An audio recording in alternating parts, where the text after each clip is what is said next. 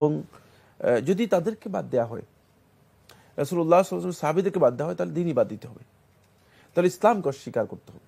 কারণ যারা আজকে মানে সুন্নাহর উপর, হাদিসের উপর বিভিন্ন ধরনের কনফিউশন, মানে সন্দেহ সংশয় তৈরি করেছেন, যেই সন্দেহ সংশয়গুলো সুন্নাহর উপর আপনি আরোপ করতে চাচ্ছেন, ঠিক একই সন্দেহ সংশয় কোরআনের উপর আরোপ করা যায়, ঠিক না?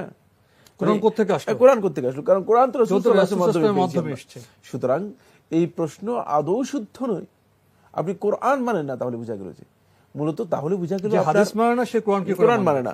এবং একথা সত্য যে যারা এই হাদিসকে অস্বীকার করছেন, যে গ্রুপ হাদিসকে অস্বীকার করছেন বা হাদিসের ব্যাপারে এই মন্তব্য যারা করেছেন, এটা একেবারে স্পষ্ট কথা, মূলত এদের মূল কিন্তু অন্যত্র, এদের মূল ইসলামের মধ্যে নয়। এবার আমাদের হাতে একটি ইমেল, এটি পাঠিয়েছেন ওমর ফারুক। লিখেছেন, আপনার জিজ্ঞাসা is my and my family's favourite programme.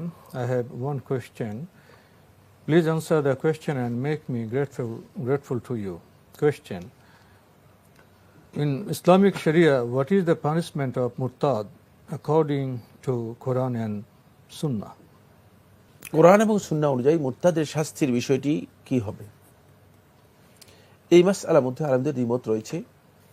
কিন্তু অধিকাংশ উলামায়ে কেরাম, এমনকি কেউ কেউ এই মাসআলার মধ্যে ইজমাও নকল করেছেন, মানে ঐক্যমত আলেমদের মুজতাহিদদের নকল করেছেন। সেটি হচ্ছে রাসূলুল্লাহ সাল্লাল্লাহু আলাইহি ওয়াসাল্লামের একটি সহিহ হাদিস, আবু দাউদ বর্ণনা করেছে তার সুনানের মধ্যে, মান বাদদালা দীনাহু ফাকতুলুহু, যে তার দ্বীনকে মানে পরিবর্তন করে নিল, ইসলাম থেকে যে মানে অন্য কোনো দিনই চলে গেল, ফাকতুলুহু, তোমরা তাকে হত্যা করো।